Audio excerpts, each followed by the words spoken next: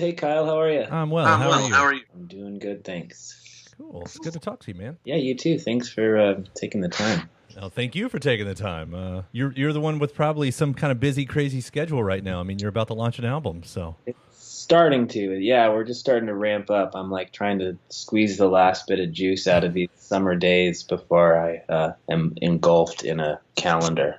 see, look at that. You never really, it's like they've always said about. Being in the business of music, being in the business of rock and roll, that you never have to grow up because you sound just like, you probably would have 10 Like years ago for summer so- in school. totally. Yeah, except it's a school that you're there 24 hours a day whenever you're on tour. Right. I But guess it's it could be worse. you get to drink in class, Right. so it's great. I feel like we do have to start with the obvious parts here because let's address the sound thing first. This is a bigger sound. This is a much bigger sound than I think a lot of folks are used to, and even especially reading, some comments from some of your probably longtime fans. This I think came as quite a surprise for a lot of people. Are you getting that feeling? I am.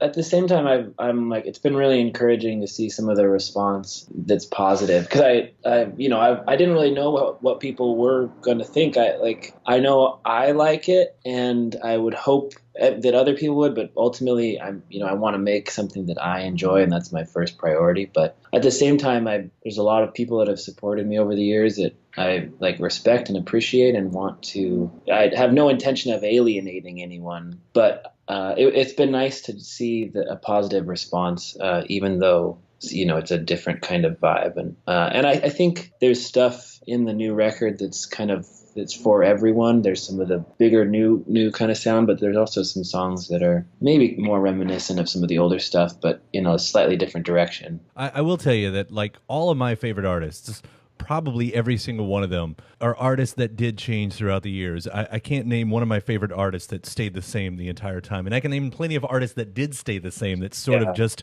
evaporated eventually, I mean, there's a couple things. I think it's easy to get. I mean, I know I personally got bored with myself and started to get into a rut of just writing the same kind of thing because I'd done it before and I knew how to do it. But I wasn't really satisfied creatively. And I think there's something that's really important about being able to evolve as a person and as an artist at the same time. That's something that's been coming up a lot in these, as we've been talking about the record in the interview cycle, just like, being able to evolve and grow as an artist is, I think, just as important as being able to evolve and grow as a person. And I know part of that story that you've probably been talking about a lot is this anxiety attack or whatever you want to call it that happened on stage that kind of led to all this? Yeah. Yeah.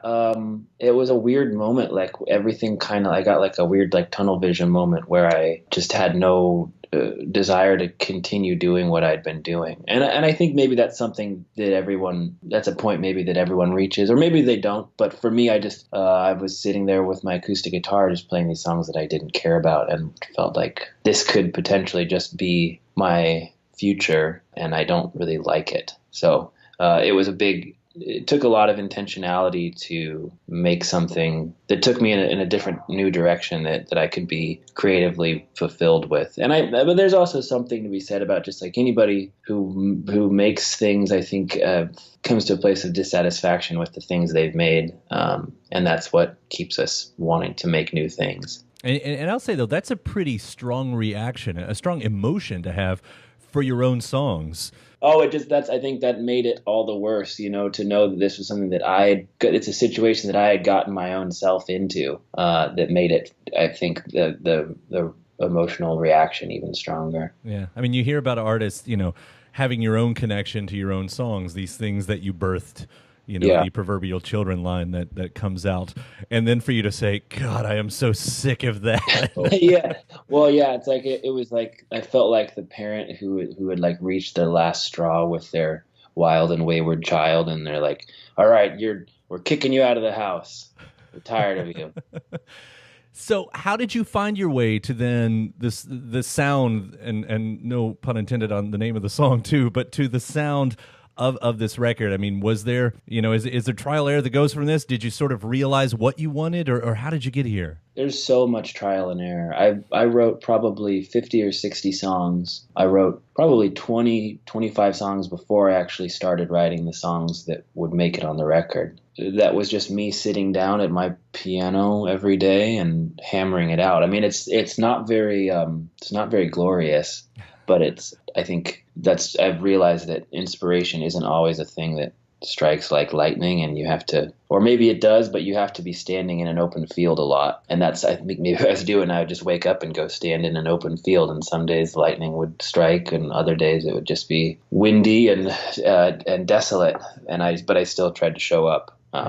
So that was kind of the process. And then I brought in a friend of mine to produce the record, Nate Yacino, and he really helped flush things out and helped challenge me in ways that I wasn't able to challenge myself, and get me out of my comfort zone and the things that I was used to doing in ways I was used to making art. So it was a combination of a lot of people's involvement and encouragement and taking risks, and then like being critical of ourselves and realizing what worked and what doesn't, and taking the time. I think in the past I'd made records pretty quickly and hadn't given a lot of thought or time to re-editing things or rewriting. And I think I kind of like poo-pooed the idea, but now I'm realizing that that just because you write a first draft doesn't mean that has to be your final product. Is there a song or the moment then when the turning point when you're like, that's it? I mean, you might have answered that just by saying you brought in, your producer and collaborators, but I didn't know if there was actually a specific song where you kind of felt like you had the reins finally.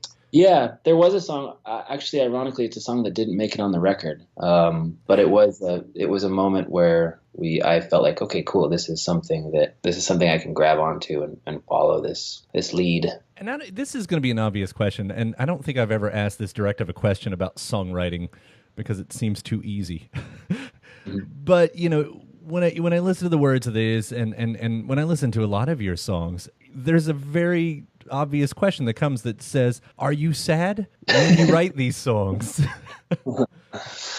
And I don't mean that as, I'm not even trying to put you in a box or anything, but I don't know what's going on in your life aside from you just wanting to do a direction change that leads into the thematics of the record either. So I wouldn't say that I'm like particularly sad. I think I have my sad moments like everyone. I think making this record, there was a lot going on in the world that made me feel anxious and made me feel small and out of control and kind of helpless. And so I tried to channel some of those feelings without writing a song that just says I feel small and out of control and helpless. Instead, trying to kind of put those feelings into abstractions and moods that people could in turn interpret for themselves. I don't think I'm a terribly sad person. I could see how that misconception could be made, though.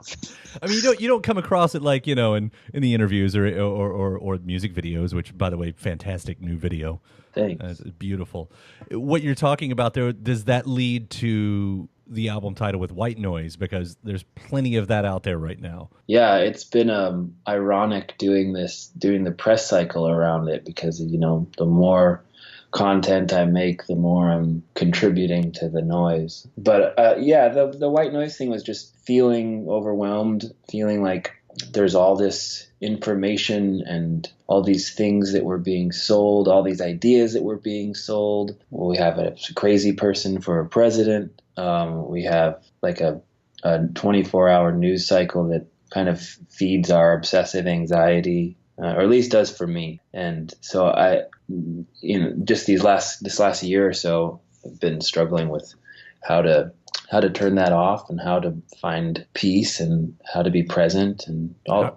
Are you figuring it out? Because I could use that trick. Yeah, man, I don't know. And that's the other thing, is I don't really have any answers. Like, none of this record is not at all about trying to give answers or preach about anything. It was just saying, hey, I feel anxious. But I have been trying to find ways to limit the amount of distractions I have. I think especially just having my phone away from me more often, or not being compulsive. I think that our brains have a lot of our brains are very powerful things, and but we train them in certain habits, and but those habits can be corrected. And I think it just requires a certain level of intentionality that in a time when we're kind of told we can have whatever we want anytime, being intentional is a little almost counterculture. But that's what that's how I've been trying to combat that. And I do yoga, and I'm trying to do more meditation, and I get out and I ride on my motorcycle, and finding things that are single-minded, Right. Aside from all this, are you now officially juggling the solo career with Young in the City, or does that still belong in a little box? Well, it's I have a lot of little boxes. There's a few little boxes I've been working on, but I really enjoy having, like, juggling a few things. I think that was a big part of making this record, was having experience doing some other things, like Young in the City. I have another project with some friends called Viscous that's like in its early days. And then I've done some producing. So I've had all these different experiences working in music outside of my own work, which I think lent a lot of perspective and gave me some tools that I otherwise wouldn't have had. But Young in the City is still happening. We're kind of on a break right now just because I'm so busy with this record. Mm-hmm.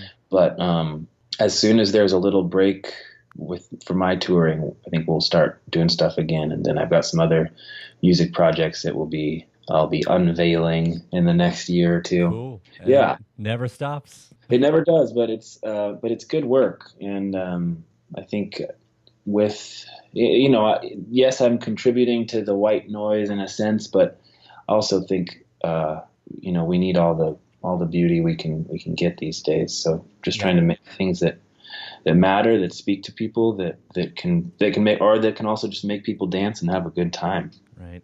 And I'll say it's only white noise if you can ignore it. And when you have a song like The Sound, which is just fantastic, like it's great stuff. You can't ignore that. So I would not put that in the category of just more white noise in the world. Well, I appreciate that. Yeah. Noah, it was really a pleasure to talk to you, man. Good luck on this whole year, and we'll look forward to everything else. Thanks, Kyle. All right. Take care, man. Bye-bye. Bye.